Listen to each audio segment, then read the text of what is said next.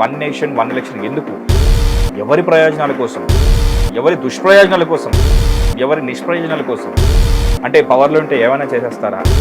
అంటే మన దేశంలో 5 ఏళ్ళు కంటిన్యూస్ ఎన్నికలు అవుతూనే ఉంటాయి. ఇన్ఫాక్ట్ ఎలక్షన్ కమిషన్ మీద కానీ కంట్రీస్ బడ్జెట్ మీద అదనపు భారం పడుతుంది. ఈ భారం తగ్గించాలంటే one nation one election better. So that ఏంటంటే బీజేపీకి కవచం రాహుల్ గాంధీ.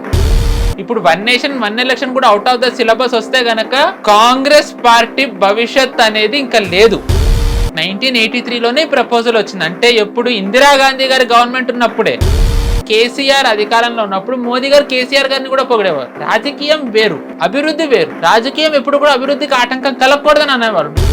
విప్లవాత్మకమైన మార్పులు తీసుకొచ్చే దిశగా వేసే మైల్ స్టోన్ చేంజెస్ కాంగ్రెస్ కి లేవా? వాళ్ళకి లేదు, అసలు ప్లానింగ్ లేదా వాళ్ళకి ఫ్యూచర్ లో? లేదు. ఒక లాంగ్ రన్ లో ఇలా చూడాలనుకుంటున్నాను ఇండియా అని అన్నట్టుగా లేదా? లేదండి. మన హిందువులు హిందుత్వ మోడల్లో ఖచ్చితంగా ఓటయ్యారు ముస్లిమ్స్ వేసినట్టు. ఎందుకంటే వాళ్ళ కోమ్ గెలిపించుకోవాలి. It is not that they want, వాళ్ళకి డెవలప్మెంట్ తో పని లేదు. But for Hindus they want development. Naxalism ఎవరి దాంట్లో వచ్చింది? పశుపతి టు తిరుపతి కారిడార్ ఎవరుండగా అయ్యింది? కాంగ్రెస్ ఉన్నప్పుడే కదా. కాంగ్రెస్ హయాంలోనే నక్సలైట్లు వచ్చారు. కాంగ్రెస్ హయాంలోనే వాళ్ళు స్ట్రెంథెన్ అయ్యారు. కాంగ్రెస్ నేతలు చనిపోయినా కాంగ్రెస్ నక్సలైట్లను సపోర్ట్ చేశారు. అభిజిత్ దీప్కి వీళ్ళకి స్థలం ఇంకో వేరే స్టేట్ ఇస్తున్నారు.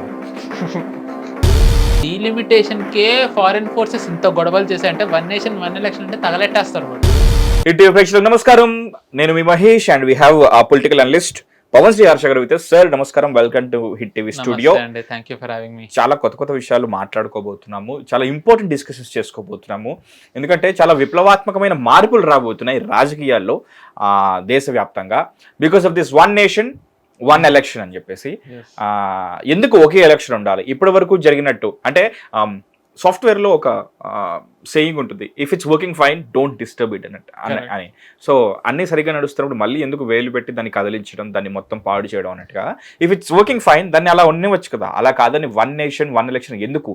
ఎవరి ప్రయోజనాల కోసం, ఎవరి దుష్ప్రయోజనాల కోసం, ఎవరి నిష్ప్రయోజనాల కోసం ఏం చేయబోతున్నారు?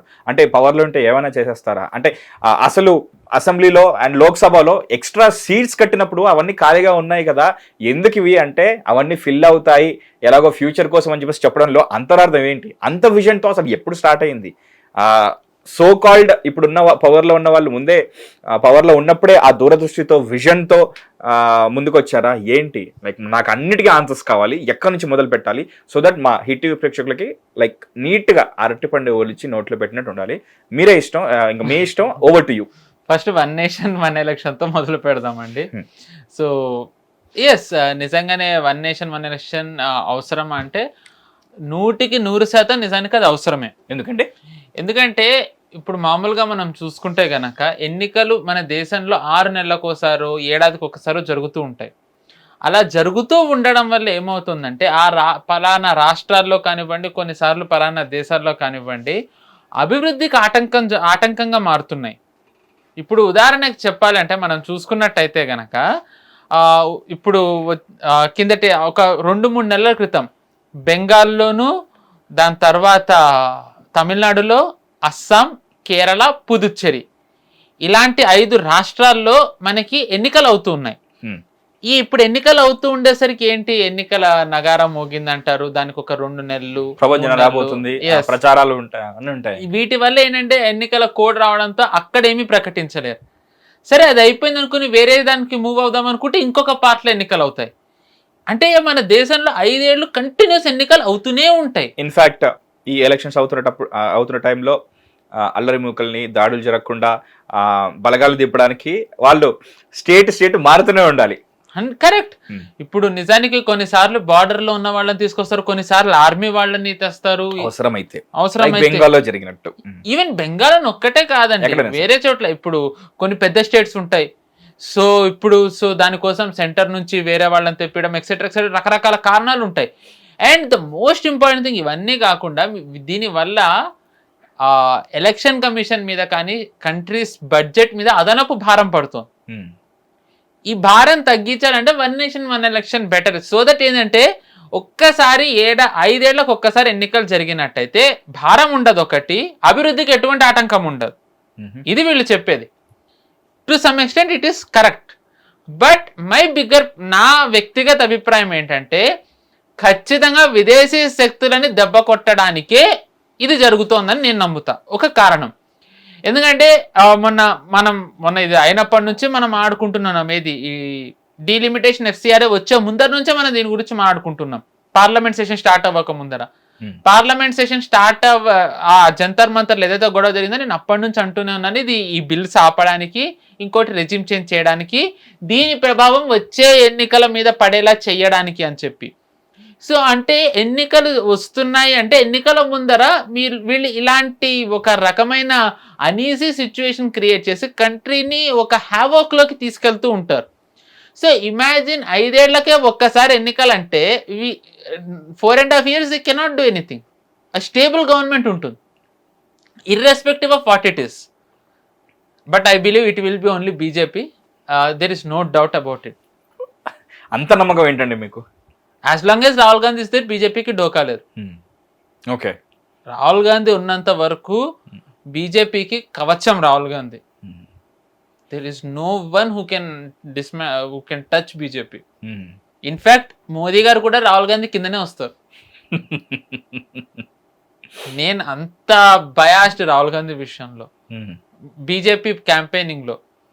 ఇన్ఫాక్ట్ రాహుల్ గాంధీ మాట్లాడే దాని ప్రభావం ఇంకా ఎక్కువ ఉంటుంది. ఒకే ఒక ఉదాహరణ చెప్తా. బెంగాల్లో ఫస్ట్ ఫేజ్ ఎన్నికలు జరుగుతాయి, పోలింగ్ అవుతుంది అనగా రోజు పొద్దున రాహుల్ గాంధీ ఒక వీడియో రిలీజ్ చేశారు. అంటే మొత్తం క్యాంపెయినింగ్ ఒక ఎత్తు, అది ఒక్కటి ఒక ఎత్తులాగా. మమతా బెనర్జీ గనక ఈ 10 ఏళ్ళు గనక ఒక నియంతలా ప్రవర్తించకుండా ఉంటే ఇప్పుడు ఈ పరిస్థితి వచ్చి ఉండేది కాదు, బీజేపీ ఎదుగుండేది కాదు అని అన్నారు. పోలింగ్ రోజు ఆ ముక్క అన్నారంటే చెప్పకనే బీజేపీ వస్తుందని చెప్పారు కదా. So that is the kind of aura Rahul Gandhi has. That is the kind of power Rahul Gandhi has. So he is the biggest campaigner. Idi joke. But seriously, Congress, నేను మొన్న అన్నట్టుగానే it is a very dangerous organization. So in order to dismantle, అంటే రాహుల్ గాంధీని కానివ్వండి, కాంగ్రెస్ని కానివ్వండి, ఆప్ని కానివ్వండి వాడుకొని విదేశీ శక్తులు ఏదైతే రెజిమ్ చేంజ్ కానివ్వండి, కూ కానివ్వండి, అభివృద్ధికి ఆటంకాలు కలిగించేవి కుట్రలు పన్నుతూ ఉన్నాయో అవి ఆపాలి అంటే గనక 1 nation 1 election is the only solution for that. ఎందుకంటే వీళ్ళ భయం ఏంటి అంటే, నేను డీలిమిటేషన్ మీకు చెప్తూనే ఉన్నాను. ఇఫ్ యూ రిమెంబర్ 543 సీట్స్కి వీళ్ళకి అభ్యర్థులు దొరకకపోతే 860 సీట్స్కి అభ్యర్థులు ఎక్కడి నుంచి వస్తారు? సో చాలా చోట్ల బీజేపీ స్వీప్ చేసేస్తుంది. దే నో దట్, అందుకే వాళ్ళు వ్యతిరేకిస్తున్నారని. ఇప్పుడు జస్ట్ ఇంకొక లెవెల్కి వెళ్దాం. డీలిమిటేషనే అంత ఒక రకంగా వీళ్ళ అస్తిత్వానికి ప్రమాదం అనుకుంటే 1 nation 1 election 1 step above. ఎందుకంటే ఇప్పుడు మొత్తం ఇమాజిన్ వీళ్ళు అనేది ఏంటంటే 2022 స్టేట్స్ కలిపి ఎన్నికలకు వెళ్తాయి. ఇప్పుడు 1 nation 1 election 2029 అంటున్నారు. దానికి ఎంత నిధులు కావాలి? ఇప్పుడు అంత దానికి అసెంబ్లీకి పార్లమెంట్ కంటే మీకు నిధులు కావాలి, అభ్యర్థులు కావాలి, ఫారెన్ ఫండింగ్ నెరేటివ్లు కావాలి. ఎక్కడి నుంచి వస్తాయి అంత నిధులు? ఎక్కడి నుంచి ఇంత అవుతుంది? BJP is prepared. బీజేపీ దగ్గర 860 సీట్స్ ఉన్నారు, కాంగ్రెస్ కేరీ. అండ్ అంత డబ్బు ఇప్పుడు కాంగ్రెస్కి ఇప్పుడు ఏదో జనరల్ ఎలక్షన్ అంటే ఎక్కడి నుంచో జమ చేసి తీసుకురాగలరు. ఇప్పుడు వాళ్ళు ఫర్ 22 స్టేట్స్ వాళ్ళు ఇన్వెస్ట్ చేయాలి, అంటే parliament and then for assembly. 140 కోట్ల జనాభాలో మీకు క్యాండిడేట్స్ దొరకరంటున్నారా మీరు? నేను అనట్లే, కాంగ్రెస్ పరిస్థితి అది, కాంగ్రెస్ అది, విపక్షాలు అది. నేను అనడం కాదు. ఎంతమంది తెలుసు, గుజరాత్ లో ఒక సీట్ లో కాంగ్రెస్ అభ్యర్థి లాస్ట్ మూమెంట్ లో వెనక్కి వెళ్ళిపోయాను, నేను గెలవలేనని. అది ఆల్మోస్ట్ ఏమంటారు, యునానిమస్ గా బీజేపీ గెలిచేసింది కాంగ్రెస్కి. నిజానికి ఇప్పుడు ఏదైతే 99 సీట్స్ వచ్చాయని చెప్పి వీళ్ళు ఎక్సైటింగ్ గా చాలా ఇంకా ఫీల్ అవుతున్నారో, ఇది ఎలా ఉంటుందంటే ఐ డోంట్ నో అండి, మీరే చెప్పాలి. పాస్ మార్క్ మామూలుగా 45 అంటారు కదా, అంటే 35. కాంగ్రెస్ ఇది ఎలా ఉంది అంటే 2014లో 10 మార్క్స్ వచ్చాయి 35కి. దాని తర్వాత 2019లో 15 వచ్చాయి, 2024లో 20 వచ్చాయి. వాళ్ళు 14 కంటే 20కి 24లో పెరిగిందని చూస్తున్నారు, కానీ పాస్ అవ్వలేదు. వాళ్ళకి పాస్ మార్క్ రాలేదు, వాళ్ళకి అది ఫీలింగ్ లేదు. మాది 14 కంటే 24లో ఎక్కువ నెంబర్ వచ్చింది అంతే. కాంగ్రెస్ ఏంటంటే అలా ఆలోచిస్తోంది. సో 99 వాళ్ళు గెలిచినది కూడా ఎక్కడి నుంచి గెలిచారు? కేరళ, దాని తర్వాత తమిళనాడు, దాని తర్వాత టు సమ్ ఎక్స్టెంట్ ఎక్కడే పంజాబ్. అండ్ దాంట్లో కూడా మెజారిటీ allies వాళ్ళు సీట్లు ఇస్తే గెలిచిన రాష్ట్రాలు ఉన్నాయి. ఇప్పుడు కర్ణాటక, ఐ థింక్ తమిళనాడులో 9 సీట్స్ ఎన్నో వచ్చాయి. వితౌట్ డిఎంకే అక్కడ కాంగ్రెస్ ఎక్కడ గెలుస్తుంది? నిజానికి తమిళనాడులో కాంగ్రెస్ ఫేస్ అయిన చిదంబరమే పోటీ చేయడానికి ధైర్యం చేయలే కదా ఇప్పటి వరకు. Chidambaram if I'm not wrong Rajya Sabha candidate. So అది కాంగ్రెస్ పరిస్థితి. అలాంటి కాంగ్రెస్ కి 9 సీట్స్ ఎక్కడి నుంచి వచ్చాయి? Because of DMK. కేరళ సరే అక్కడ ముస్లిం లీగ్ వీళ్ళతో టైఅప్ అయి ఉన్నారు కాబట్టి ఎంతో కొన్ని సీట్లు అక్కడ నుంచి వస్తాయి. దాని తర్వాత పంజాబ్ ఆబ్వియస్లీ కాంగ్రెస్ కి ఒక రకంగా ఉంది కాబట్టి అక్కడ. But what about other states? ఉత్తరప్రదేశ్లో సమాజ్వాదీ పార్టీతో జట్టు కట్టారు కాబట్టి వాళ్ళు వచ్చారు. కానీ ఇప్పుడు సినారియో మారుతుంది 2029కి వచ్చేసరికి. ఐ స్ట్రాంగ్లీ బిలీవ్ యూపీలో మళ్ళీ బీజేపీనే వస్తుంది. I strongly believe. నేను రాసిస్తాను. ఇందాకే కాఫీది మాట్లాడుకున్నాం. యూపీలో బీజేపీ రాకపోతే నేను కాఫీ తాగడం స్టార్ట్ చేస్తాను. I'm that confident. I hope this is getting recorded. మళ్ళీ చెప్పండి. యూపీలో బీజేపీ రాకపోతే నేను కాఫీ తాగడం స్టార్ట్ చేస్తాను. కాఫీ 2027 లో జరగబోయే assembly elections. I'm that confident BJP will win. No if and but లేదు దాంట్లో. ఇఫ్ బట్ ఇది జరిగితే జరగకపోతే అనేది లేదు. 2027 ఉత్తరప్రదేశ్ ఎలక్షన్ లో బీజేపీ మెజారిటీ మార్క్ సొంతంగా దాటుతుంది. Forget about NDA. I'm that confident. So ఇప్పుడు బీజేపీ ఉన్న ప్రధానమైన లక్ష్యం ఏంటంటే వన్ నేషన్ వన్ ఎలక్షన్ కి it is not about getting 22 states ఏవైతే వీళ్ళ కూటమి ఉందో దానికంటే ఎక్కువ రావాలి. అంటే ఇప్పుడు జరగబోయే ఎన్నికల్లో ప్రతి రాష్ట్రం బీజేపీ గెలవాలి. Uttar Pradesh, Uttarakhand, Manipur, Goa, Punjab, Himachal Pradesh, Gujarat in 2027, Tripura, I think Mizoram, Karnataka, దాని తర్వాత ఛత్తీస్గఢ్, తెలంగాణ, మధ్యప్రదేశ్, రాజస్థాన్ ఇన్ 2028. దాని తర్వాత ఇంకా 2029 నార్మల్ ఎలక్షన్స్. అంటే ఇప్పుడు నేను చెప్పిన రాష్ట్రాల్లో పంజాబ్లో బీజేపీ లేదు, తెలంగాణలో బీజేపీ లేదు, దాని తర్వాత కర్ణాటకలో బీజేపీ లేదు. ఇమాజిన్ ఇక్కడ కూడా బీజేపీ వచ్చినట్టయితే ఇంకా ఎక్కువ రాష్ట్రాలు వన్ నేషన్ వన్ ఎలక్షన్కి వెళ్తాయి కదా. ఎంత ఎక్కువ రాష్ట్రాలు వన్ నేషన్ వన్ ఎలక్షన్కి వెళ్తే కాంగ్రెస్ మీద అంత ఒత్తిడి ఉంటుంది. ఇక్కడ కేవలం వన్ నేషన్ వన్ ఎలక్షన్కి వెళ్ళడం కాదు, కాంగ్రెస్ ని ఒత్తిడిలోకి తేవడం. ద మోర్ కాంగ్రెస్ ని ఎక్కువ సీట్లు. అండ్ ఇమాజిన్ వీటిలలో ఇప్పుడు ఎక్కువ బీజేపీనే, కాంగ్రెస్ నుంచే బీజేపీ తీసుకునే స్టేట్స్. హైపోథెటికల్లీ తెలంగాణ గెలిస్తే కాంగ్రెస్ కున్న స్టేట్ పోయింది, కర్ణాటక గెలిస్తే కాంగ్రెస్ కున్నది వెళ్ళిపోయింది, హిమాచల్ ప్రదేశ్ సీల్డ్ బీజేపీనే గెలుస్తుంది, Punjab I believe there are chances for BJP. So అసలు ఇప్పటివరకు గెలవని స్టేట్స్ గెలిచి దాని తర్వాత 1.5 year 2 yearsకే రద్దు చేసుకుని మళ్ళీ ఎన్నికలకు వెళ్ళాలి అంటే ఎంత ధైర్యం ఉండాలి? మీరు చూస్తుంటే బెంగాల్ని చేసేలా ఉన్నారు మీరు, మమతా పరిస్థితి చేసేలా ఉన్నారు మీరు మొత్తానికి కాంగ్రెస్ ని ఫ్యూచర్ లో. మమతా ఆవిడే చేసుకున్నారు, బీజేపీ ఏం చేసిందండి? ఎవరు ఆవిడ కావాలని సరే నా పార్టీని ఈ స్థితికి తీసుకొస్తానని చెప్పేసి ఆమె ముందుకు చేసుకుంది కాదండి. మీరు అభివృద్ధి చేయండి, అభివృద్ధి చేయకపోనివ్వండి, లా అండ్ ఆర్డర్, మహిళల భద్రత అనేది ఇంపార్టెంట్. మమతా బెనర్జీ అది ఇవ్వడంలోనే ఫెయిల్ అయిపోయింది. అందరూ బీజేపీని కమ్యూనల్ పార్టీ, హిందుత్వ పార్టీ ఎక్సెట్రా అంటారు. 2022 ఉత్తరప్రదేశ్ ఎన్నికల్లో అసలు బీజేపీ హిందుత్వ యాంగిలే తీసుకోలేదు, అసలు హిందుత్వ గురించి మాట్లాడలేదు. Law and order, women safety, investment, ఈ 3 అంశాల మీద వెళ్ళింది. ఉమెన్ సేఫ్టీ అంత ఇంపార్టెంట్, లా అండ్ ఆర్డర్ అంత ఇంపార్టెంట్. ఎందుకంటే ఇవి ఉంటే ఇన్వెస్ట్మెంట్లు వస్తే ఉపాధి వస్తుంది, ఉపాధి వస్తే స్టాండర్డ్ ఆఫ్ లివింగ్ మారుతుంది, స్టాండర్డ్ ఆఫ్ లివింగ్ మారితే స్టేట్ ఇన్కమ్ పెరుగుతుంది, ఇన్కమ్ పెరిగితే దాంట్లో జీడిపి గ్రోత్కి హెల్ప్ అవుతుంది. సో ఈ బేసిక్ ఎమ్యూనిటీస్ మమతా బెనర్జీ ఇవ్వలేదు, బీజేపీ దాన్ని క్యాష్ చేసుకుంది అంతే. బీజేపీ అప్రాక్సిమేట్లీ 30 years నుంచి గుజరాత్లో ఉంది. ఫర్ ఓవర్ అంటే 2018లో జరిగినప్పుడు ఒక 1 year 1.5 year తీసేస్తే approximately 15 to 20 years, I mean 18 to 20 years మధ్యప్రదేశ్లో ఉంది. 2018లో ఎలక్షన్స్ ఓడక ముందర 15 ఏళ్ళు బీజేపీ ఛత్తీస్గఢ్లో ఉంది. అంటే ఒక్కసారి వస్తే కనీసం పుష్కర కాలం ఉంటుంది. 2011 నుంచి కాంగ్రెస్ ఒక రాష్ట్రంలో గెలిస్తే తిరిగి మళ్ళీ అధికారంలోకి వచ్చిన దాఖలాలు లేవు. 15 ఏళ్ళు అయింది ఇప్పటికి. అంటే గెలిస్తే 5 ఏళ్ళు ఉంటే ఓకే, దాని తర్వాత ఇంకా వచ్చిన దాఖలాలు లేవు కాంగ్రెస్ కి. మరి బీజేపీ ఏం అద్భుతం చేసింది, కాంగ్రెస్ ఏం చేయట్లేదు, it is just providing basic communities. So BJP అది ప్రొవైడ్ చేస్తుంది, Congress it is failing in that. So నేను అందుకే నా తెలంగాణలో when I say BJP has chances, it is not that BJP ఏదో అద్భుతాలు చేస్తున్నాను కాదు, కాంగ్రెస్ ట్రాక్ రికార్డ్ ఇక్కడ ఏమన్నా హెల్ప్ అయ్యే అవకాశం ఉంది బీజేపీకి. అండ్ అగైన్ లాస్ట్ 6 months లో బీజేపీ ఏదైతే గేమ్ ప్లే చేస్తుందో that also plays a very key role. But Karnataka ఒకటి, సౌత్లో ఏంటంటే బీజేపీకి ఒక కంచుకోట అనను కానీ బీజేపీకి ఒక హోప్ఫుల్ స్టేట్ అది. సో ఇప్పుడు మరి తెలీదు బీజేపీ, ఎందుకంటే అక్కడ అధికార మార్పిడి, అసంతృప్తి ఎక్సెట్రా ఎక్సెట్రా అన్ని ఉండడంతో బీజేపీకి అక్కడ ఛాన్స్ ఉంది. కర్ణాటక. హిమాచల్ ఆబ్వియస్లీ ఇంకా బీజేపీనే 2027. సో ఇమాజిన్ బీజేపీ సార్ ఎక్కువ నెంబర్ ఆఫ్ స్టేట్స్ లో వెళ్తుంది, అండ్ రెవెన్యూ వచ్చే స్టేట్స్ ఏవి కూడా సార్ కాంగ్రెస్ సైడ్ లేవు. స్టేట్స్ ఒకవేళ ఇన్ కేస్ తెలంగాణ లేదు అంటే లేదు, తెలంగాణ అనేది one of the, especially Hyderabad economical ఎంత important, Karnataka one of the richest, అసలు ఇవి లేవు.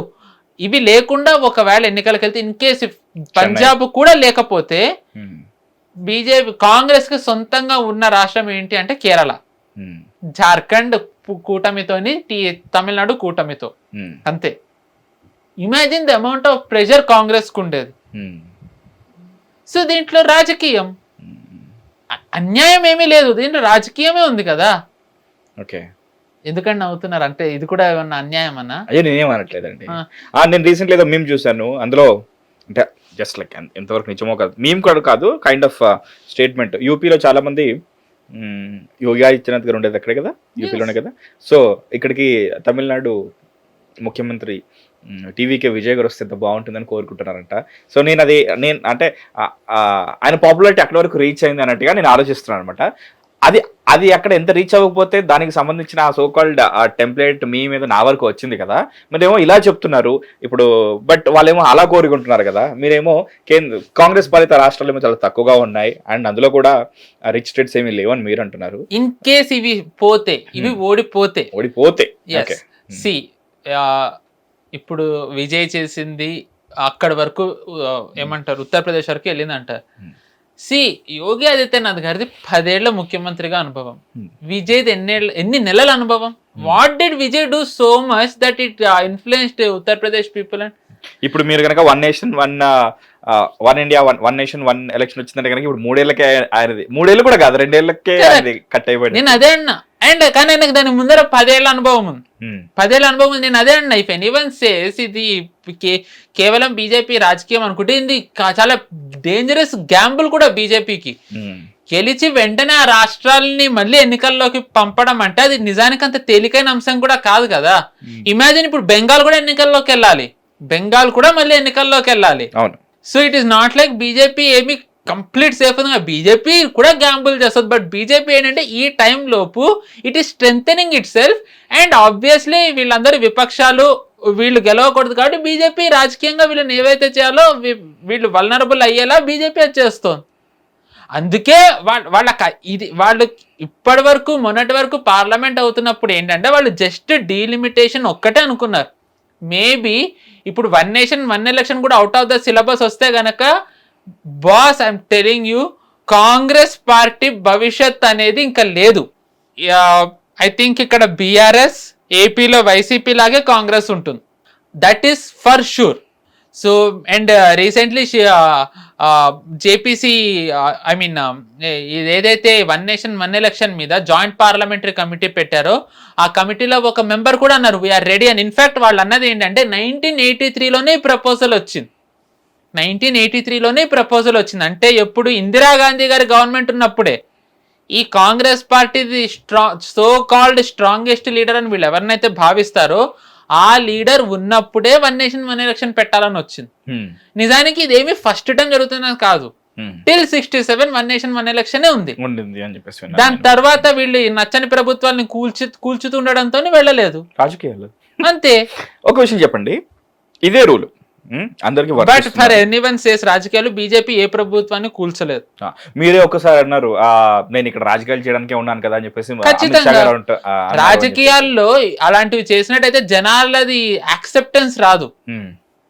రాజకీయాలు చేసేదాంట్లో కూడా జనాల యాక్సెప్టెన్స్ ఉండాలి. నేను ఇప్పుడు ఏం చేస్తానంటే మీ పాత వీడియోని మీ కొత్త వీడియోని రెండు పెట్టి అప్పుడు ఇప్పుడు అని చెప్పేసి అప్పుడు మీరు Sure, నేను అప్పుడు ఇప్పటికి ఏం మార్చలే. ఇది నేనలే, అమిత్ షా గారు అన్నారు. నేను మీకు ఎగ్జాక్ట్ టైం కూడా చెప్తా.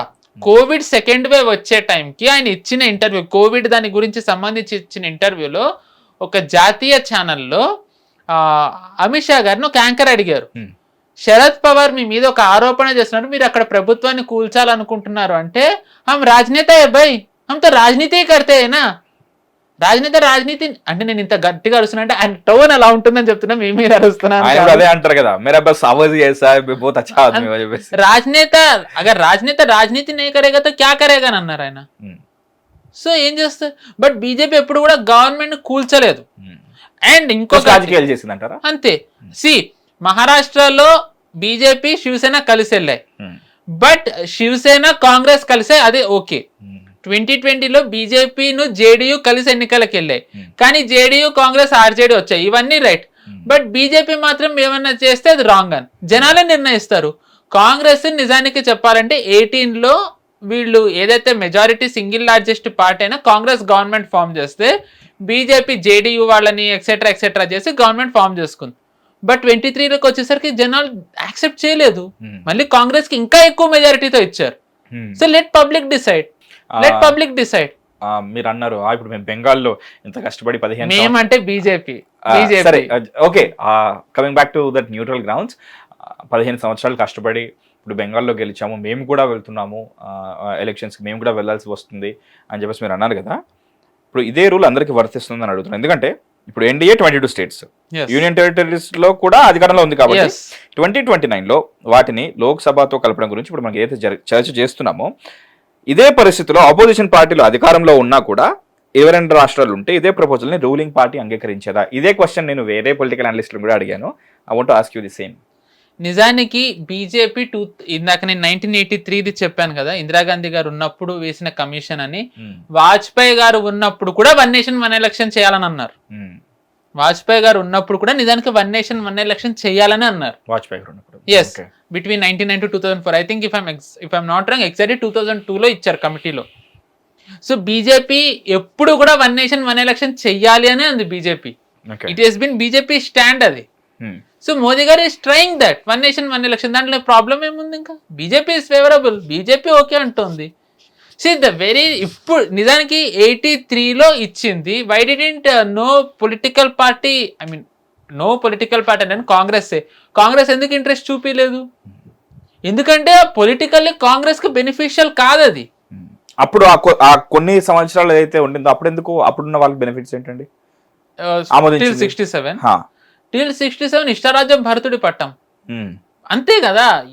ఇప్పుడు 5 ఏళ్లకు ఒక్కసారి ఎన్నికలంటే 4.5 ఏళ్ళు కేవలం అభివృద్ధి మాత్రమే ఉంటుంది. అండ్ అప్పుడు కాంగ్రెస్ కి అపోజిషన్ ఏదండి? కాంగ్రెస్ కి అప్పుడు అపోజిషన్ ఏది? ఇప్పుడు నిజానికి బీజేపీకి ఎన్ని అపోజిషన్లు ఉన్నాయి? ఇన్ఫాక్ట్ ఎన్డీఏలో ఉన్న వాళ్ళు కూడా బీజేపీని వ్యతిరేకిస్తారు, లైక్ చిరాగ్ పాస్వాన్ బీహార్లో. So still it is a gamble that BJP is doing. Why? ఎందుకు అంటే దీంట్లో రాజకీయం ఉంది, వాళ్ళ స్వార్థం ఉంది, దాని తర్వాత దేశహితం ఉంది. రాజకీయం ఎందుకంటే నేను చెప్పినట్టుగా కాంగ్రెస్ వల్నరబుల్ అవుతుంది. ఇదే వీక్ టైం. మోదీ గారు ఎప్పుడు ఒక మాట అంటారు, యహీ సమయ హై సహీ సమయ హై, రైట్ టైంలో కొట్టాలి. So this is the right time to secure BJP future for a long time. అందుకని దాని తరువాత దీంట్లో స్వార్థం ఏంటి అంటే ఖచ్చితంగా వాళ్ళే అధికారంలో ఉండాలి కాబట్టి. దీంట్లో దేశహితం ఏంటంటే 4.5 years రాజకీయాలకు ఎటువంటి స్కోపు ఉండదు. అంటే ఎన్నికలు వస్తాయి కాబట్టి ఇక్కడ ఆపాలి, అక్కడ ఎన్నికలు వస్తాయి కాబట్టి ఆపాలి అని. దాని తర్వాత at the end of the day జీడిపికి చాలా సేవ్ అవుతుంది. I think 1 to 2% of the GDP దాంట్లో ఇది ఇంపాక్ట్ ఇస్తుంది. ఐ మీన్ ఎకానమీలో ఎలక్షన్ కి అయ్యే ఖర్చు. సో దాన్ని at the end of the day either capex లోనే పెట్టచ్చు కదా, మళ్ళీ క్యాపిటల్ ఎక్స్పెండిచర్ లో, ఇన్వెస్ట్మెంట్ లో. So what is wrong in that? అపోజిషన్కి వస్తున్న జయరాం రమేష్ గారు ఇంత మాట్లాడుతున్నారు, ఆయనకు వస్తున్న ప్రాబ్లం ఏంటి? ఇది అన్కాన్స్టిట్యూషనల్ ఎలా అయింది? 67 వరకు కాన్స్టిట్యూషనల్ ఉన్నది, 67 తర్వాత ఇప్పుడు చేస్తుంటే అది అన్కాన్స్టిట్యూషనల్ ఎందుకు అయింది?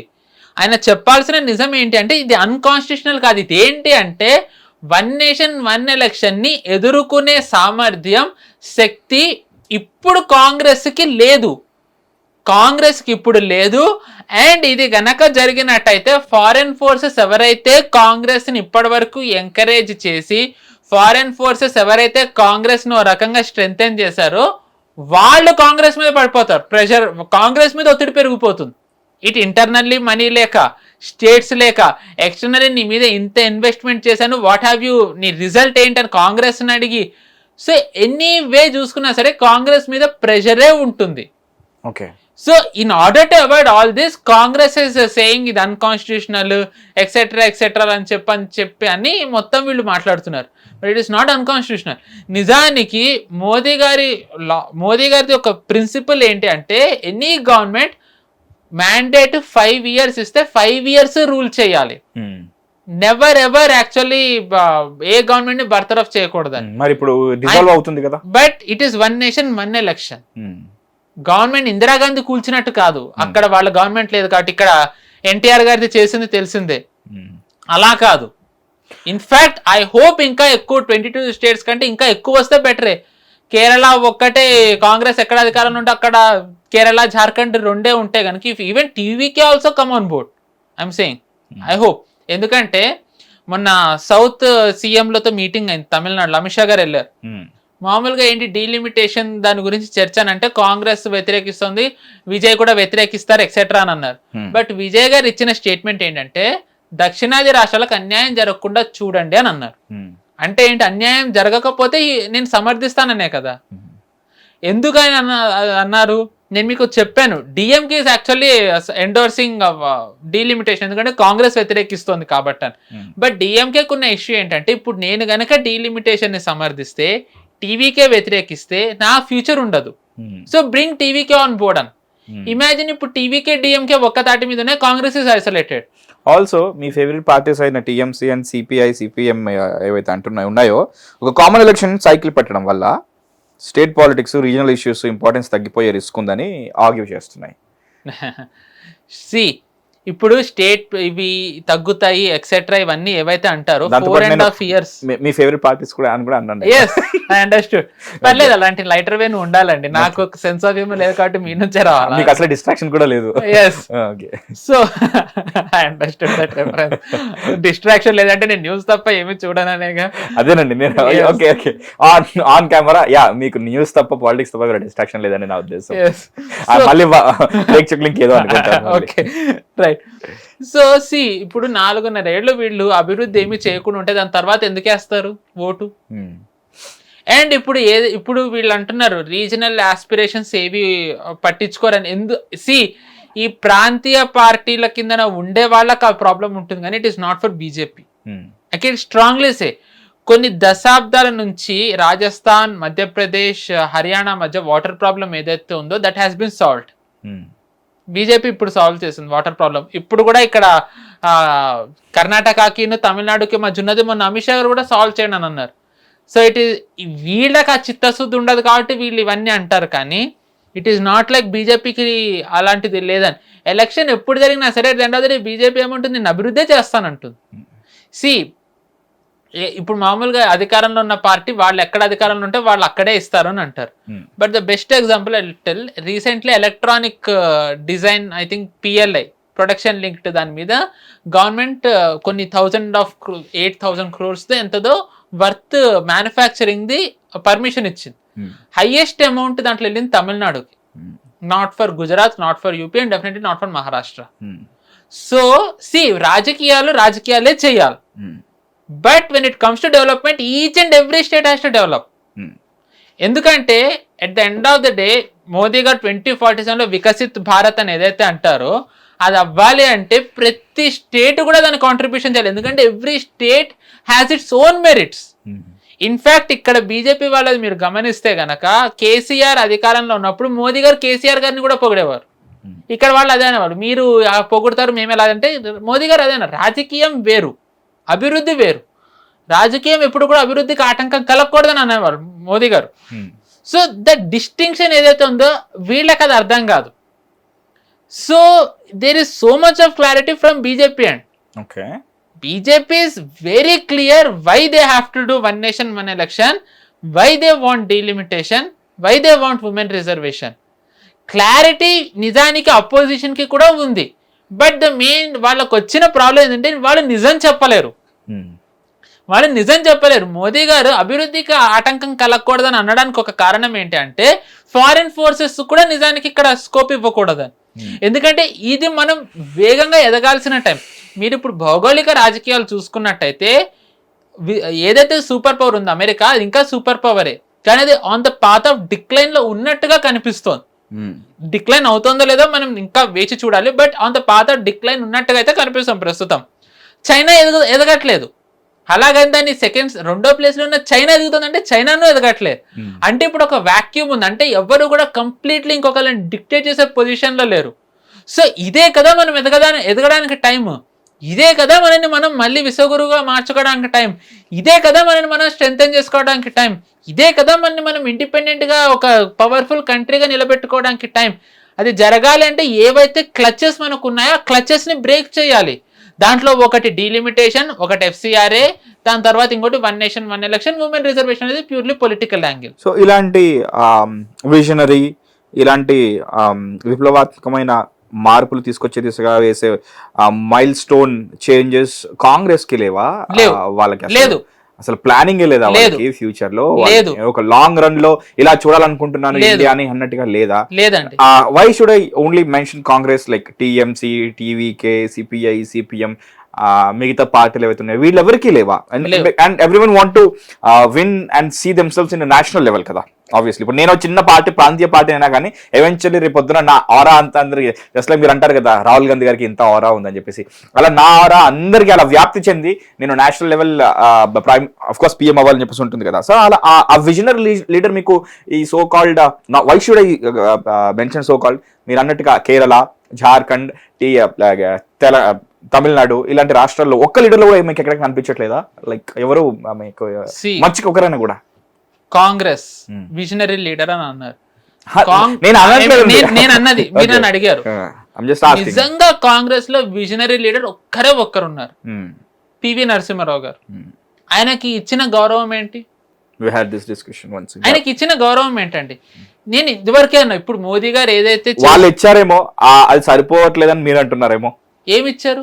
ఎంతవరకు అయితే ఇచ్చారు, వాళ్ళు ఇవ్వకుండా ఉండరు కదా. ఒక దేశ ప్రధానిగా పనిచేసిన ఆయన డెడ్ బాడీ ఆఫీసు బయట వెయిట్ చేయించారు. ఓకే, అది గౌరవం ఇచ్చినట్ట? అది గౌరవం. బతికుండగానే నెహ్రూకి భారతరత్న వచ్చేసింది, ఇందిరాగాంధీకి ఆవిడే ఇచ్చుకున్నారు. PV నరసింహారావు గారికి వచ్చిందా భారతరత్న? ఎక్కడొచ్చిందండి? నిజానికి మోదీ గారు ఇప్పుడు ఏదైతే డెవలప్ చేస్తున్నారో దీనికి బాట వేసింది ఆయన. చరిత్రలో మనం నిజంగానే మోదీ గారు అనుకుంటున్నట్టుగా 2047లో మనం వికసిత్ భారత విశ్వగురు అయితే కూడా ఎస్ మోదీ గారు ఇదంతా చేసి ఉండొచ్చు కానీ దీనికి పునాది వేసింది PV నరసింహారావు గారు. అది ఎవ్వరు చెరపలేరు. అది రేపు పొద్దున ఒక విగ్రహం పెట్టాల్సి వస్తే మోదీ గారు PV నరసింహారావు గారి విగ్రహం పెడతారా?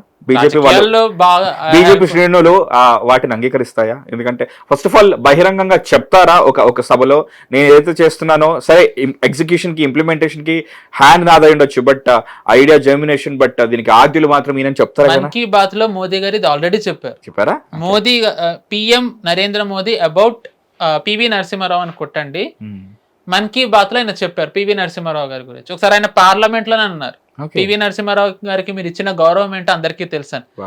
ఐ థింక్ ఆయనకి లాస్ట్ ఇయర్ భారతరత్న ఏదో వచ్చింది, if I not wrong, Padma Shri something, అప్పుడు కూడా ఆయన పొగిడారు. అది జెన్యూన్ అభినందన రాజకీయమా? రెండు ఉన్నాయి ఆబ్వియస్లీ. ఇప్పుడు మీరు ఇవాళ మంచి మంచి క్వశ్చన్స్ వస్తున్నాయి, ఛాలెంజింగ్ కూడా. I like that. మీరు ఇందాక విగ్రహాన్ని అడిగారు కదా, సర్దార్ పటేల్ది వీళ్ళు విగ్రహం కట్టారు, స్టాచ్యూ ఆఫ్ యూనిటీ. అంటే నేను విగ్రహం గురించి అంటే అదేం కొలమానం కాదు ఒకరిని కొలుచుకోవాలంటే, బట్ అగ్రీ. ఇప్పుడు స్టాచ్యూ ఆఫ్ యూనిటీ కట్టారు, కాంగ్రెస్ కి ఎందుకు ఇప్పుడు పటేల్ కి ఒక విగ్రహం కట్టాలని ఎందుకు అనిపించలే? మనం పటేల్ గురించి ఎంత గొప్పగా చెప్పుకుంటాం, but you have so many you know ఆ విగ్రహాలు ఒక కుటుంబాన్ని ఎన్నున్నా మనకి తెలుసు. నేను ఇట్ ఈస్ నాట్ లైక్ నేను వాళ్ళని అన్నాను అంటే నేను వాళ్ళు బీజేపీని అన్నట్టుగా గుడ్డిగా I'm saying this with facts. నేను ఒక్కడే చెప్తున్నా, 1947లో we were the 6th richest country. మనం విభజన అయినప్పుడు చైనా అడుక్కు తింటున్న దేశం లిటరల్లీ.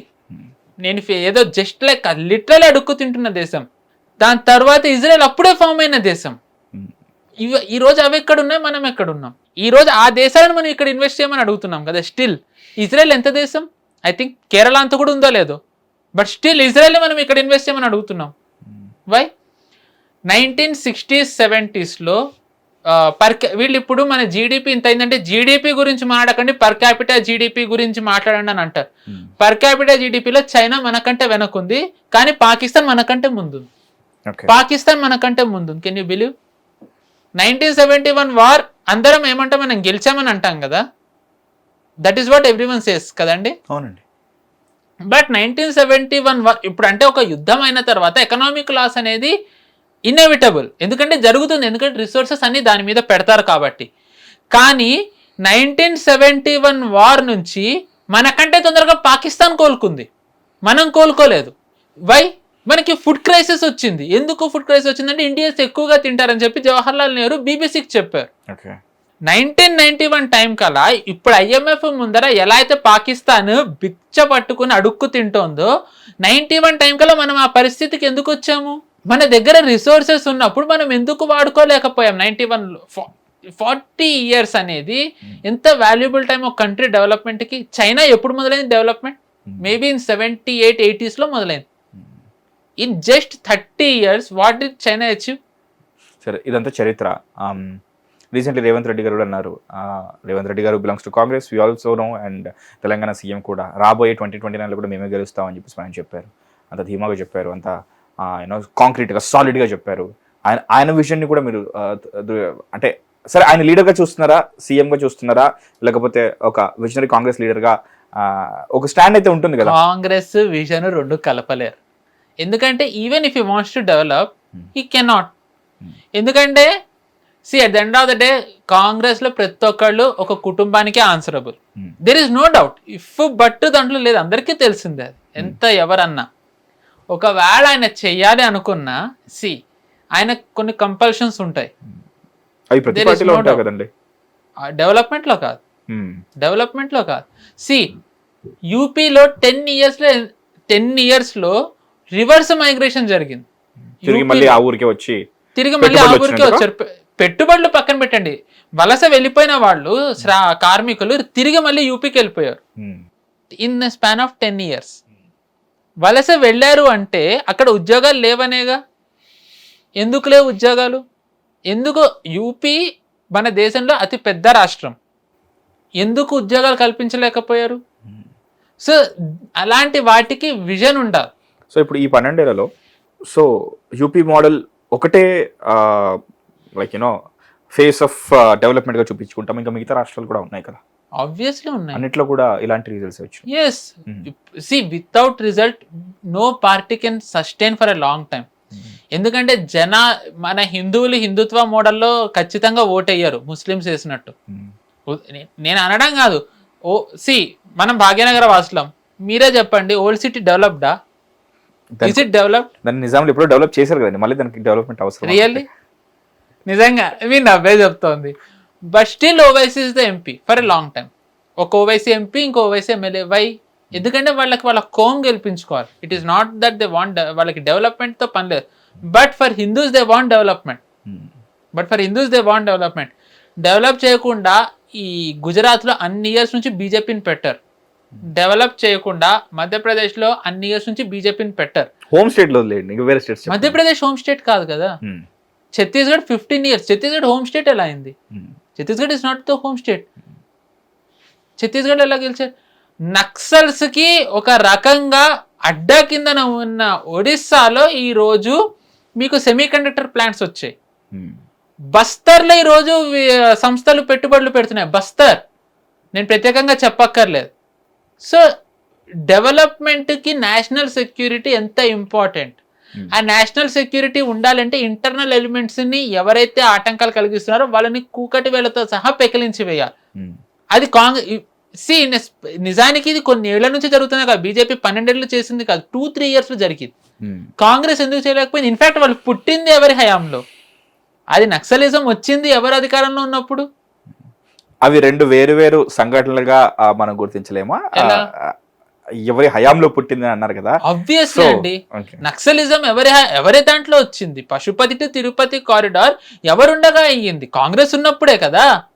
దాంట్లో మనం ఎందుకు ఏదో దాంట్లో there is no need to have any diplomacy అండి. We can be very transparent. Congress హయాంలోనే నక్సలైట్లు వచ్చారు, కాంగ్రెస్ హయాంలోనే వాళ్ళు స్ట్రెంథెన్ అయ్యారు. కాంగ్రెస్ నేతలు చనిపోయినా కాంగ్రెస్ నక్సలైట్లను సపోర్ట్ చేశారు. మన హోమ్ మినిస్టర్గా ఉన్న చిదంబరం నేను మిమ్మల్ని గన్ను వదలమని అడగట్లేదు, ఎందుకంటే we know you will not live.